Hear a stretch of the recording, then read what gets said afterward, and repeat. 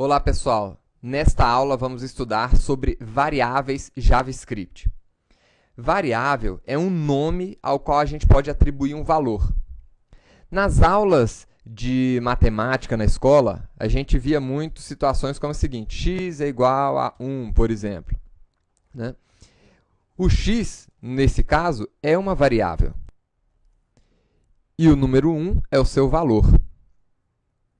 No JavaScript, as variáveis podem conter vários tipos de valores. Podem ter textos, podem ter números, como vocês viram.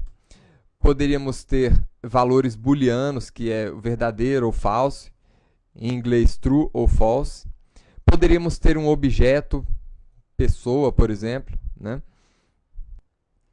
Agora, o importante é saber por que vamos utilizar variáveis. As variáveis elas são úteis para, no caso de você utilizar ela várias vezes. Então, poderia imprimir a minha variável x, né? Poderia fazer cálculos com essa variável x, x mais y, para obter um valor, né? Então, as variáveis são recipientes onde nós podemos colocar vários tipos de valores. Vamos ver a utilização dessa nossa variável em um exemplo prático. Vou copiar aqui o exercício da aula anterior, renomeando aqui para aula 4. E vamos abrir para edição esse código. Aqui, nós temos nossa função JavaScript. E imagine que nós quiséssemos aqui criar 3 variáveis. Uma variável com o nome do internauta. Então, eu poderia colocar nome e informar aqui o nome do internauta. Essa aqui é a sintaxe para se criar uma variável em JavaScript, né? Eu defino o nome e, em geral, a gente atribui um valor a essa variável utilizando aqui o operador igual e finalizamos a instrução com um ponto e vírgula.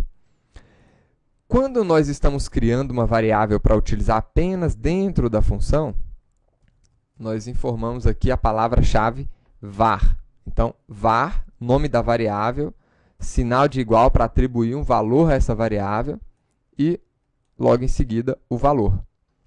Poderíamos ter aqui uma outra variável, idade, por exemplo. E poderíamos ter aqui uma outra variável, casado. Então, vamos colocar aqui o valor true, de verdadeiro. Com essas variáveis declaradas, nós poderíamos utilizá-las dentro aqui do nosso script. Então, eu poderia, por exemplo, imprimir o nome que nós informamos aqui. Ou seja, poderia imprimir a variável, o valor da variável nome. Vamos ver o resultado? Então, vamos abrir aqui a nossa aula 4.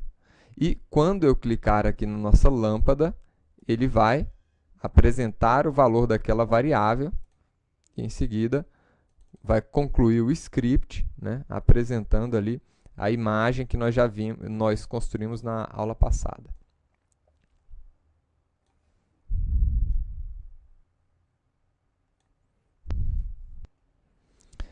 Agora, percebam que nós temos aqui 3 variáveis declaradas com 3 tipos de dados diferentes, né?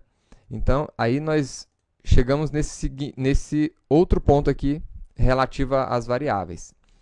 Nós temos no JavaScript 3 tipos primitivos de variáveis. O primeiro tipo primitivo aqui é a string, como nós chamamos o tipo texto.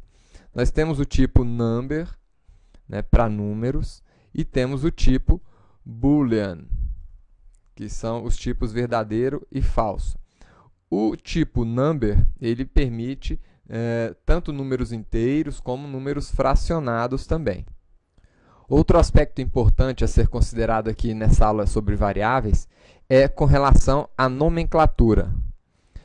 Nós podemos começar as nossas variáveis com ou um caractere de letra, ou um sublinhado, ou o caractere cifrão. Mas nenhum outro caractere especial é permitido, só o underline e o cifrão. Tá? Depois que você começou a declarar o nome da sua variável, você pode utilizar números também, tá? Mas não no início. No início, somente letras, underline ou cifrão. E outra coisa importante é com relação a nomes compostos. Então, imagine que essa variável fosse se chamar aqui primeiro nome. Para esse tipo de situação, a gente utiliza aqui o que a gente chama de camel case, onde o início de cada palavra, a partir da segunda, a gente coloca com a letra maiúscula, para ficar mais legível o nome da variável.